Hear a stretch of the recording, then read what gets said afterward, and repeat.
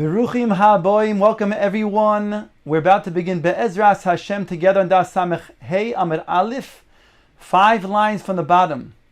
Our Mishnah tells us that girls used to go out with strings, with thread in their ears. In fact, since they wanted to get their ears pierced at a young age so they can wear earrings sometime when they get older, they didn't want the holes to close up, so they put threads and sometimes even pieces of wood. Since this is the derech of girls to go out with, therefore it's considered to be something that was normal and can be gone out with even on Shabbos as well. Says the Gemara, quoting our Mishnah, Habonois, Kitanois, Yoitzois, Bechutin. The young girls would go out with chutin, with these threads in their ears. The father of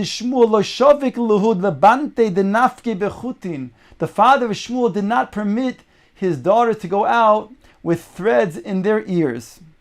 The Gemara will explain. He also would not allow his single daughters to sleep in the same bed together. And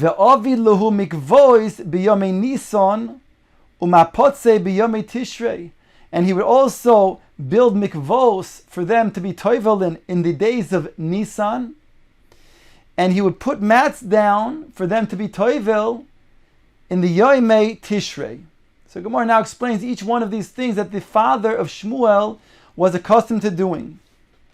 First of all, lo shavik lehu yoitzois bechutin. He didn't permit his daughters to go out with these threads in their ears.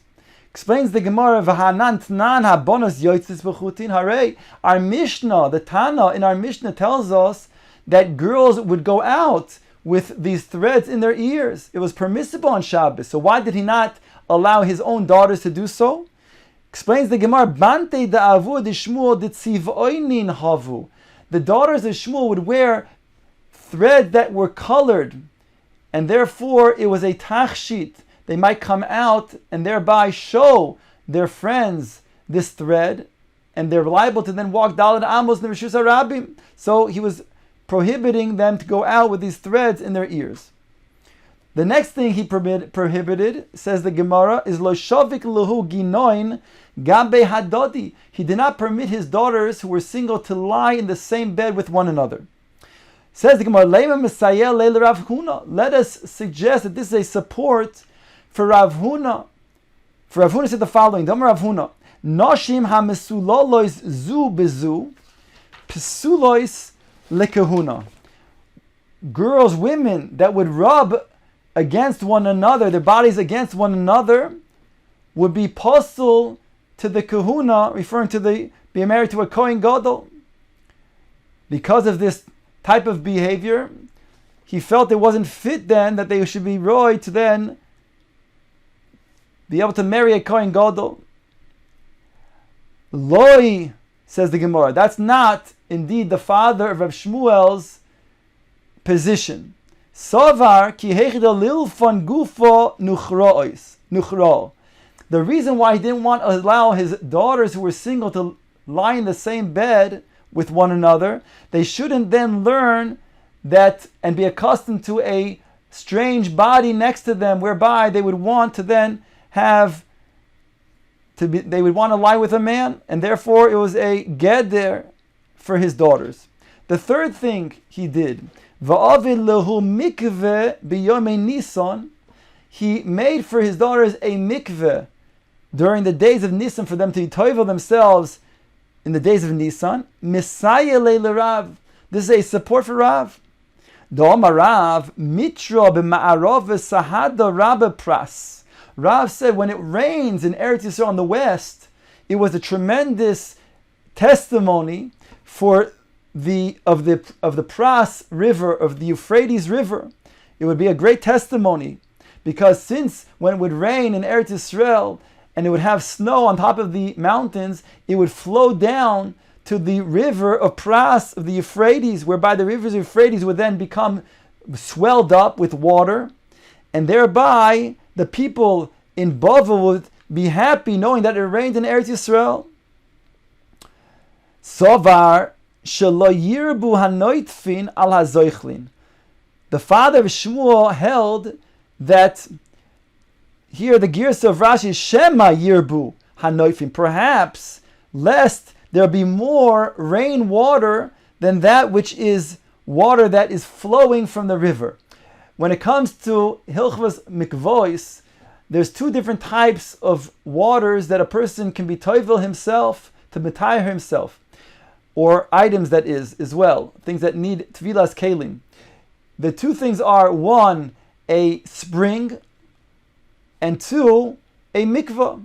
A spring can even be immersed, somebody can immerse themselves in a spring even if it's flowing, whereas when it comes to a mikvah, it has to be still water. Now the water of a river, in this case the Euphrates, the Pras, Nar Pras, this comes from the spring, and therefore, even though it's flowing, it's considered to be okay. So the father of Shmuel was concerned that if there's an increase of the waters, it's a result of the rain, whereby there's a majority of rainwater over the Euphrates, causing there to be a bittul of the water of the Euphrates, meaning a bittul in spring of a flowing type of mikvah, a flowing type of spring, whereby if one were to be toivel themselves when it flows, when it's coming really primarily from the rain, would be posel, would not work to be metaher. So therefore, he was concerned about that. Upliga de Shmuel. The Gemara points out this argues on his own son Shmuel. The Omar Shmuel, because Shmuel said, Nahara mikife mivrach. A nahar, really, even when it rains, it comes and produces even more water, whereby it's all of the swelling up of the water even after the rain is not a majority of the rain, but rather it still maintains its majority as the flowing river. Upliga didei adidei, but the Gemara now points out that Shmuel argued on his own position. The Omar Shmuel ein hamayim metaharim bezoichelin elapras b'yomei tishrei bilvad. When it comes to water that is metaher and it's zoichelin, it's flowing. He said that's only when it's going to be the month of Tishrei, when there's no more rain. When there's no rain in the month of Tishrei, then you can rely, he said, that indeed the water is a flowing water, and you can toivel yourself in the Nahar. So this contradicts what Shmuel just said before. He said he said that even when it rains a lot, nonetheless it never is a roiv, it never comes to mavatel, the zoichelin of the river. And therefore, this contradicts that, because he's saying over here that it always does, except for the month of Tishrei when there is no rain. The Gemara now quotes the Mishnah, Poirefes al ha'even. The Mishnah says that in regards to fastening a certain type of garment that the women would wear, they would take one corner of the garment to then be able to fasten it around, let's say, their neck, and they would then fasten it to the other corner of the garment and put a makeshift type of button by putting either a rock or a nut or a matbeya. Says the Gemara, Ve'amris reisha parefes. How can the Mishnah say that one cannot do this on Shabbos? I'll quote the Mishnah, Parefes al ha'evin ve'al ha'egois ve'al ha'matbeya. The Mishnah says one can fasten this garment with an even, with a stone, with an egos, with a nut, and with a matbeya, with a coin.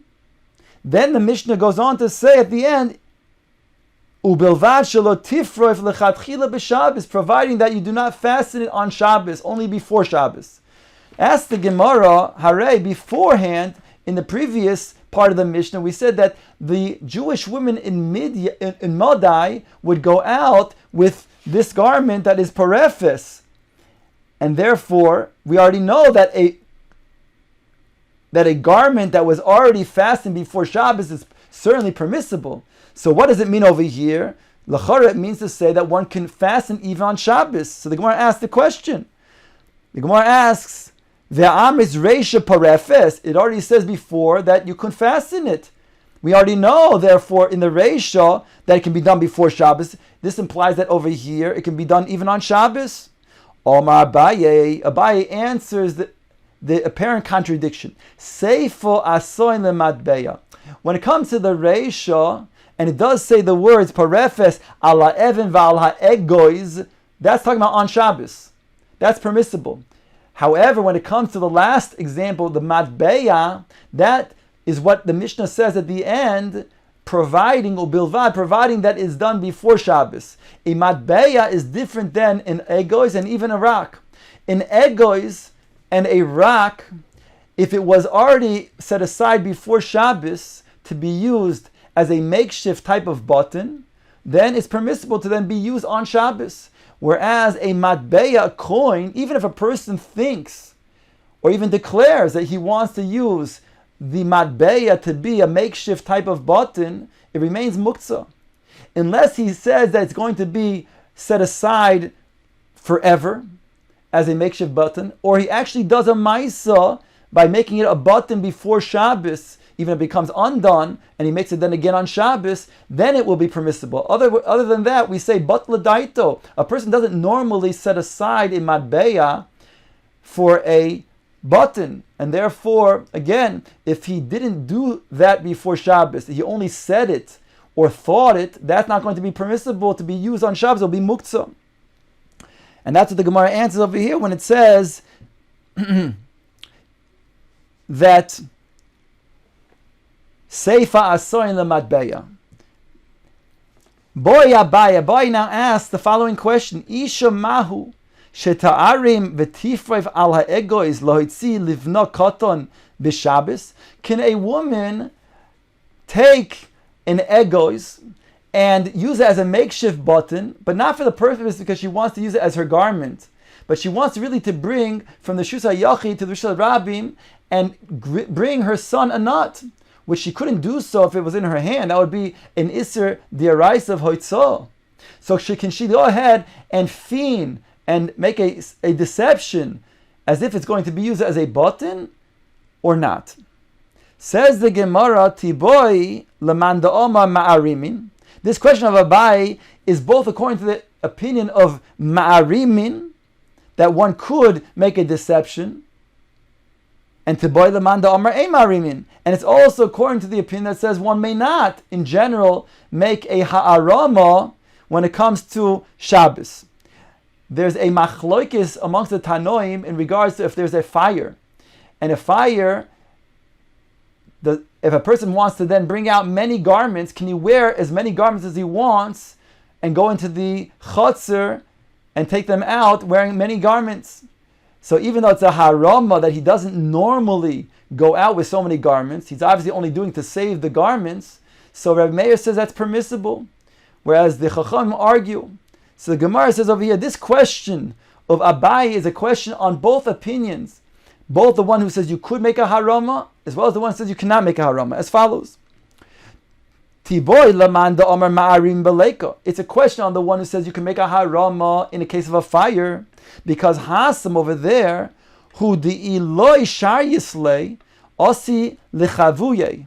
Over there, the person, if he is not given the heter to wear as many garments to take out, he might put out the fire. So therefore, that Mandomer says, Rabbi Meir, you could go ahead and wear all the garments you want to take them out, as not to then come out to then extinguish a fire on Shabbos. But over here, if you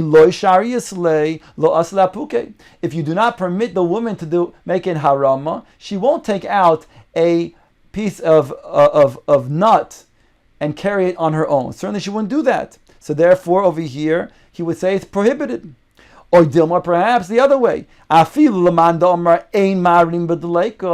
according to the opinion, says you cannot make a harama when it comes to a fire. Hasam derech hoitzah bekach. That's because it's a way of hoitzah. Since the person who's a salesperson who sells clothing wears many types of garments to show his clothing, therefore, when this person goes out in such a way, it's considered to be derech hoitzah bekach, and therefore it would be aser. Aval hacha ein derech hoitzah bekach. Over here, it's not a normal way to go out with an egois as a makeshift button, and therefore there wouldn't be a concern that a person might go ahead and take that in her hands in normal fashion. A mashaper dummy, therefore I might think it's permissible. Teiku, the Gemara leaves it as an unanswered question.